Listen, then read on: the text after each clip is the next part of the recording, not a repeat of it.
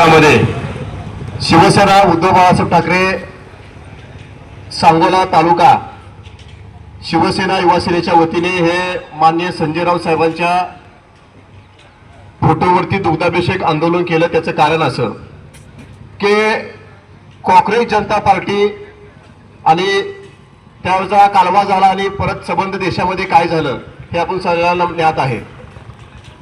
धर्मेंद्र प्रधानचा राजीनामा द्यावा लागला आणि या भाजपची नाचक्की झाली आणि एवढी नाचक्की झाली की त्यांच्या जिव्हारी लागलं गेलं आणि हा त्याचा किंतु परंतु असा टेमा वलवा पेटत गेला की या सोलापूर जिल्ह्याचा कर्दनकाळ पालकमंत्री आजपर्यंतच्या इतिहासात अनेक पालकमंत्री लाभले, पण एवढा बेकार शब्द सुद्धा बेकार असला बेकार पालकमंत्री कधीच लाभला नव्हता।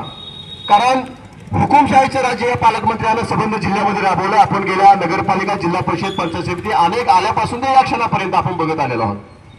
त्याचाच एक भाग म्हणून त्याने स्टेटमेंट असं केलं की अप्पल नवलदादांनी सांगितलं की पत्रकारांनी प्रश्न विचारला आणि त्याला उत्तर देताना त्यांनी सांगितलं की उद्धव ठाकरेंच्या सेनेचं संपत आलेलं आहे नेतृत्व आणि ते अभिजित इतकेंच्या नेतृत्वामध्ये इथून पुढे निवडणुका लढतील।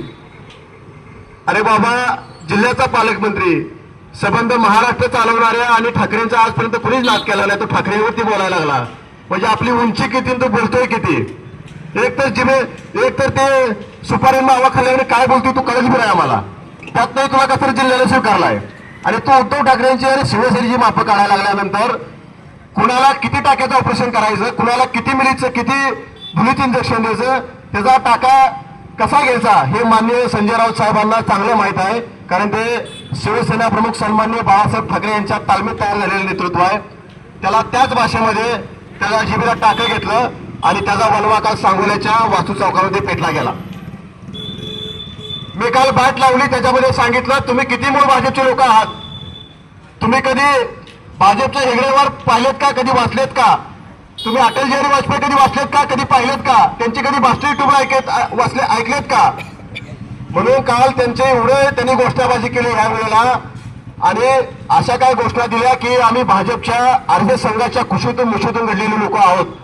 पण ती कालची गँगला मला सांगायचं बाबांनो, तुम्ही देवेंद्र फडणवीस आणि भाजपच्या प्रेमापेक्षा तुम्ही जयकुमार गोरेच्या पक्षाचे लाभार्थी आहात, कारण त्याच्या निधीसाठी तुम्हाला तेजीच्या ठोकरी करायची आहे। म्हणून तुम्ही काल पोटतिरीकरण घोषणा देत होत्या, भाजपच्या घोषणा कमी होत्या आणि जयकुमार गोरेच्या सन्मानार्थ घोषणा जास्त होत्या। म्हणून तुम्ही काल जे गडी जमलं होतं ते सगळं लाभार्थी गडी होतं, त्यांना भाजपच्या विचाराची काय पडलेलं नाही। मला त्यांना सवाल विचारायचा आहे, अधिक काय न बोलता, ज्या चंद्रकांत पाटलांनी महात्मा फुलेंनी शाळा सुरू करताना भीक मागितली त्यावेळेला तुम्ही कुठल्या बिळात लपला होता? ज्या चंद्रकांत पाटलांनी डॉक्टर बाबासाहेब आंबेडकरांविषयी अपशब्द वापरले त्यावेळेला कालची सांगोलीतली गँग कुठे लपली होती? ज्या भिडेनं अपशब्द वापरला आंबा खाल्ला का पूर्व होते त्यावेळेला ही गँग कुठे होती? अरे राम मंदिरची एवढी तफावत आहे, एवढा मोठा निधी हल्ला जातोय, आज सिद्धिविनायक ट्रस्ट पर्यंत निधी हाणायची पाळी आली तुम्हाला।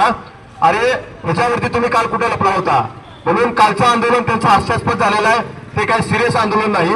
आणि काल तर एका वकिलाने सांगितलं संजय राऊत साहेबांनी माफी मागावी, त्या वकिलाबद्दल अधिक काय न बोललेलं बरं। त्या वकिलानं दैवत आबासाहेबांना मानलेल्या वकिलानं त्या आबासाहेबांची गद्दारी केली आणि त्यानं सांगायला आला संजय राऊतांनी माफी मागावी।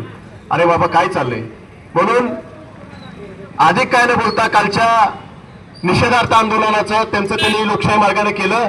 आमचा एकच टायगर आहे जो 100 दिवस जेलला गेला, भगवा फडकवतच जेलला गेला, भगवा फडकवतच बाहेर आला, त्याचं नाव आहे संजय राऊत साहेब। तो कधी कमी किसी को नाही डरता। त्याच्या सन्मानार्थ या ठिकाणी आंदोलन केलं। सर्व आमचे युवा सेनेचे शिवसेनेचे पदाधिकारी ते उपस्थित राहिले, त्याबद्दल त्यांचं सगळ्यांचा आभार व्यक्त करतो।